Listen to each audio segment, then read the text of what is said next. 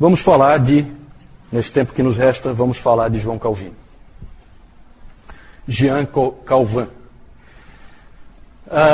Francês, nascido em Noyon, que é uma cidade próxima, relativamente próxima de Paris. A sua infância e juventude foi grandemente influenciada pelo seu pai. Ele era o segundo de 3 filhos, mas já desde pequeno percebia-se que era um indivíduo com a inteligência acima do comum.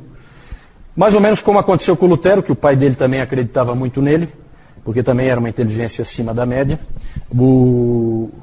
Só o Lutero era filho mais velho, esse aqui é o segundo, João Calvino. Ele teve então a infância e a juventude controlada pelo pai, que tinha grandes planos para o seu filho. O pai dele era um sujeito ambicioso, que era auxiliar, assessor do bispo de Noyon, e ele queria que o filho dele estudasse e se tornasse um padre e fizesse carreira dentro da igreja. Depois, mais tarde, ele mudou de ideia. Eu acho que ele percebeu que os advogados estavam ganhando melhor, e aí ele queria que o filho estudasse direito. E, de fato, ele foi estudar direito. Fez 2 das melhores faculdades de direito, Orleans e Bourges, que havia naquela época. E quando ele era criança, o pai dele arranjou para ele ter aula com uma família aristocrática, né? Daí que se acha que por isso que o Calvino ele tem realmente esse trato mais refinado, tanto no escrever como no falar. Ele é bem mais elegante que o Lutero. Bom, o Lutero também não é de comparação, né? Mas ele na verdade não queria ser nada disso, nem padre, nem advogado. Ele queria ser um intelectual e se dedicar aos estudos acadêmicos. Escreveu um livro, um comentário de um livro do filósofo Sêneca. Só que parece que não deu muito certo. Ele escreveu esse livro com 23 anos e acho que não deu muito certo. E aí, depois que ele escreveu esse livro, uma coisa aconteceu. Ele foi convertido por Deus. Nós não sabemos detalhes porque Calvino, diferente do Lutero, a gente não sabe muito detalhe da vida dele.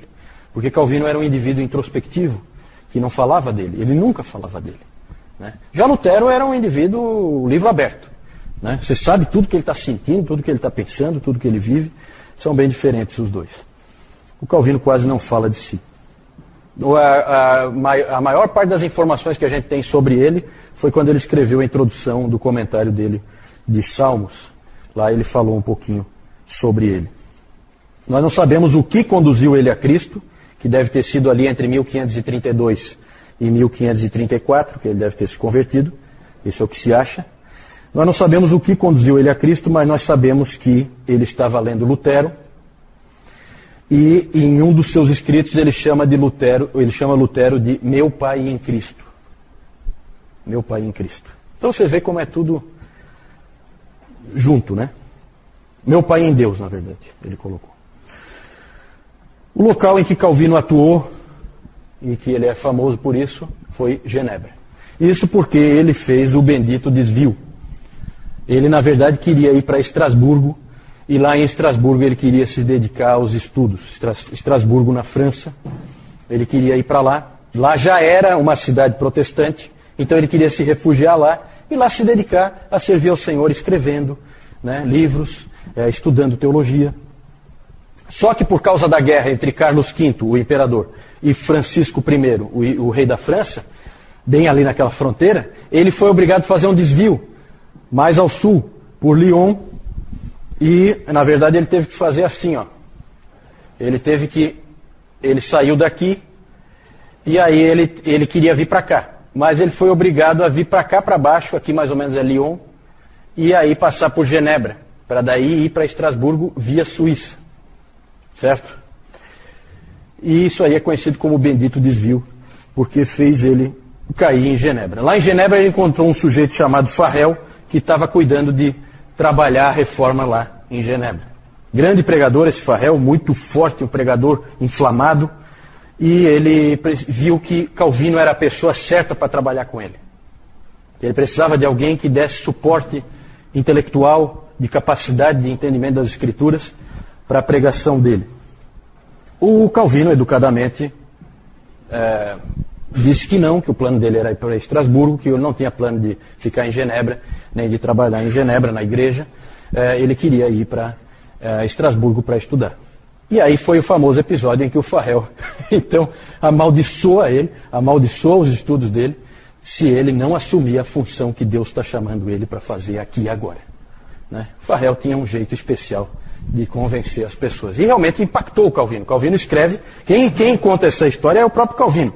Ele fala que Farrell pediu a Deus que amaldiçoasse meu retiro e a tranquilidade dos meus estudos se eu me esquivasse e recusasse ajuda quando a necessidade era tão urgente. E aí aquilo impactou o Calvino e ele ficou. Os dois, Calvino e Farrell, ficaram 2 anos trabalhando ali na igreja em Genebra, organizando a igreja, pregando as escrituras, catequizando as pessoas e estabelecendo a disciplina. Só que os genebrinos não estavam prontos para eles. Eles também deram umas exageradas, não souberam lidar bem com as pessoas também. Deus ia preparar o Calvino depois, ainda não era a hora dele fazer a obra dele. Tanto que a coisa ficou tão feia que as pessoas colocavam o nome dos cachorros deles de Calvino, para poder chutar o cachorro na hora que o cachorro estava incomodando. E quando elas viam na casa do Calvino, que o Calvino estava estudando, ficavam jogando pedra na janela. Né? Então vejam que a relação igreja-pastor não era das melhores. Né? Então eles acabaram sendo convidados a se retirarem da cidade e eles de fato se retiraram, tanto o Farrell como o Calvino. E aí o Calvino finalmente foi para Estrasburgo então, já que ali ele não era bem quisto. Ele foi para Estrasburgo e lá então ele começou a fazer o que ele sempre quis. Estudar e foram anos maravilhosos para ele. Só que lá ele conheceu alguém que foi muito importante na vida dele, uma influência tremenda, que foi o reformador daquela cidade. Falei antes que Estrasburgo já era protestante. Por que será? Porque havia ali um indivíduo chamado Martin Butzer. Esse indivíduo, já um indivíduo um pouco mais velho, o Butzer, ele era o líder da reforma em Estrasburgo. E ele convidou o Calvino para ajudar ele na igreja. Não ia ficar só estudando coisa nenhuma, você vai trabalhar também. Certo? Então esse Butzer, ele tinha sido convertido ao protestantismo por uma pregação de Lutero em Estrasburgo. Então vejam como Deus vai trabalhando. Vai jogando um aqui, um ali, um influencia o outro, os escritos de um influenciam o outro. É assim que Deus vai fazendo a obra. E ali com o Butzer, ele aprendeu a lidar com as pessoas, aprendeu a ser um pastor, aprendeu a se interessar pelas dificuldades das pessoas, tudo coisas que ele não sabia fazer, porque quando ele tinha chegado em Genebra, gente, ele tinha 20 e poucos anos, ele não tinha 30 anos ainda, né? Então ele nunca tinha assumido uma função assim. Vejam que Calvino nunca foi ordenado padre, nada, certo? Ele era um advogado, só que estava na malandragem porque não estava exercendo a profissão. Ele queria escrever e tal, né? E na verdade ele sempre era levado a fazer outras coisas. Lá havia uma igreja de 500 pessoas com refugiados franceses, certo? O próprio Calvino era um refugiado francês. Ele tinha ido para Estrasburgo também para se proteger, porque em 1536 ele tinha escrito a primeira edição das Institutas, lá na França. E é claro que o livro não foi lá muito bem recebido pela igreja. Então ele viu que a cabeça dele estava a prêmio. Então, por isso que ele tinha ido para Estrasburgo também. Ele queria ir para uma cidade que já fosse protestante. Mas o Butzer colocou ele para trabalhar com essa igreja de 500 pessoas de refugiados franceses. E Calvino trabalhou ali pregando e aconselhando diariamente aqueles irmãos. Deus queria que Calvino fizesse um seminário com o Butzer. Certo? Lá ele aprendeu a ser um pastor. E em Estrasburgo também ele encontrou uma esposa, Idelete de Bur, que era uma viúva que tinha 2 filhos. Eles se amavam muito, mas o casamento só durou 9 anos, porque ela faleceu. O único filho que eles tiveram juntos faleceu com poucos dias, né, de idade. Foi um golpe muito duro para o Calvino, mas ele disse que o que confortava ele é que Deus também é um pai e que ele sabe o que é melhor. Em 1541, acontece uma coisa muito interessante. Genebra percebeu que precisava do Calvino. Não sei se morreram aqueles cachorros já, né? E aí uma comissão foi lá chamar ele de volta para Genebra. E ele voltou. Voltou e ali ele passou o resto da sua vida como pastor da igreja de São Pedro, em Genebra. No testamento dele, ele se identifica como ministro da palavra de Deus em Genebra. Foi exatamente isso que ele foi. Por 23 anos ele pregou para o povo de Genebra. A média era de 5 sermões por semana.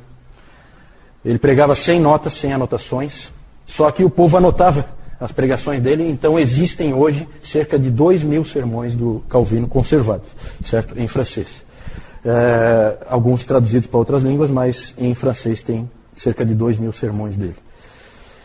Ele se preocupava muito em fazer pregação expositiva, como o Zwinglio também já se preocupava antes. Então isso é bem característica reformada, da linha reformada, de pregar expositivamente os textos da palavra, sequencialmente, conforme eles aparecem, né? Isso foi levado tão a sério pelo Calvino, que ele foi para Estrasburgo, expulso. Quando ele voltou, no domingo seguinte, havia assim uma certa apreensão entre o povo genebrino, porque eles sabiam o que tinham feito com ele. Então eles ficavam com medo de um certo revanchismo, que ele viesse e desse uma dura neles, por eles terem expulsado ele antes, certo? Ele simplesmente pegou, abriu a Bíblia e disse: há 3 anos atrás, quando eu saí daqui, eu parei nesse texto. Então, por favor, abram a Bíblia aí, nesse texto. Então ele fez a pregação expositiva dele continuar, mesmo depois de 3 anos fora em Estrasburgo, ele continuou do mesmo texto em que ele tinha parado, certo? Isso é um fato interessante. Calvino foi um grande reformador. Ele achava que a igreja, a vida pessoal, a adoração, a cultura, tudo tinha que ser transformado pela palavra de Deus. Mais ou menos na mesma linha do Zwinglio. O B.B. Warfield disse que Calvino encontrou o protestantismo como um bando e transformou-o num exército. Então ele é o grande organizador do protestantismo.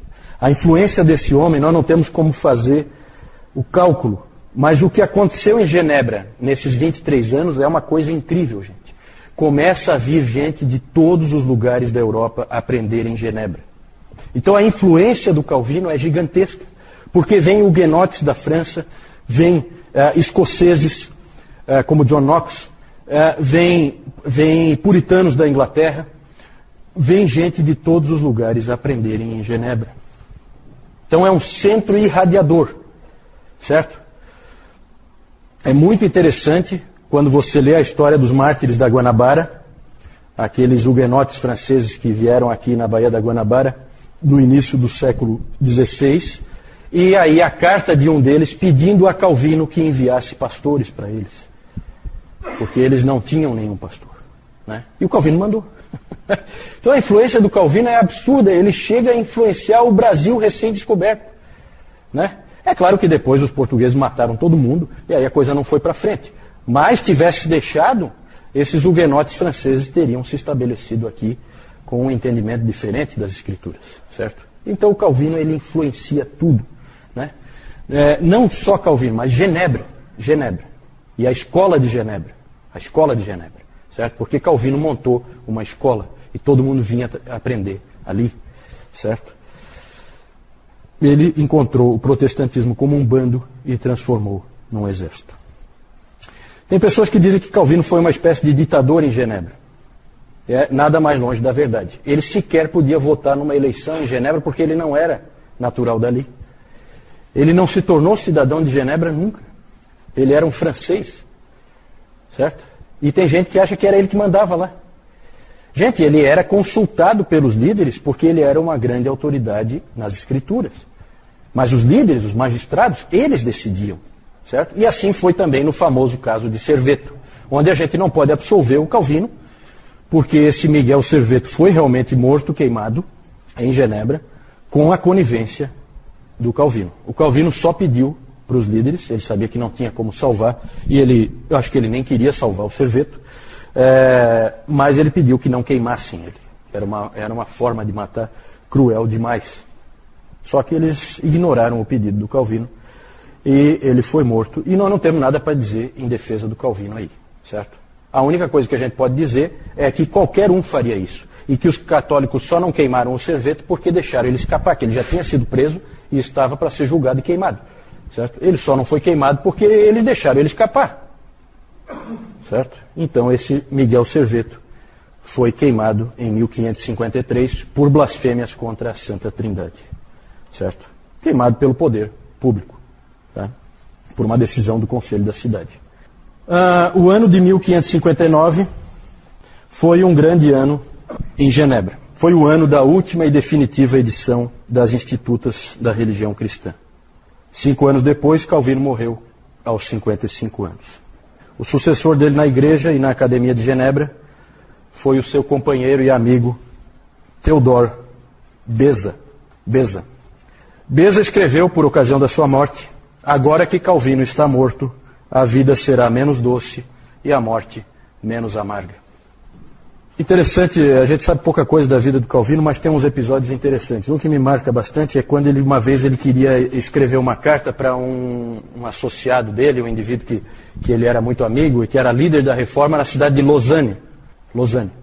E ele queria então mandar uma carta para esse amigo dele e não tinha como mandar, a não ser pegando algum aluno da academia que levasse lá para Lausanne. E aí ele viu lá 2 que estavam dando sopa ali e chamou eles: vem cá um pouquinho. E aí ele escreveu uma carta para o Viré, que era esse amigo dele em Lausanne, e terminou de escrever a carta e entregou para o rapaz para ele levar. Aí ele pensou um pouquinho, ficou parado, pegou um papel e escreveu outra carta. E aí os 2 jovens foram e levaram a carta lá para o Viré, lá em Lausanne. Quando o Viré abriu a carta, a primeira carta realmente tinha o assunto que o Calvino queria tratar com ele. Aí ele pegou a segunda carta. Quando ele abriu, ele leu o seguinte: caro Viré, não tenho nada a acrescentar à primeira carta. Mas quando vi que esse estudante ficou desapontado ao ver que ele não tinha nenhuma carta para levar a Lausanne, pensei em escrever-lhe esta outra. Por favor, haja com surpresa ao lê-la. Então aí a gente vê um pouquinho dele, né, o incentivo que ele dava para as pessoas, o cuidado que ele tinha com aqueles alunos dele. Né? Então ele se preocupou porque o outro ficou desapontado que não tinha nada para levar. Né? Então ele escreveu ali, tá? Então leva. Então são episódios assim que são interessantes. Né? Na verdade, o Calvino é muito interessante pelo que Deus fez com ele. Ele queria ser um intelectual e Deus obrigou ele a ser um pastor. E isso foi fundamental para o que viria depois.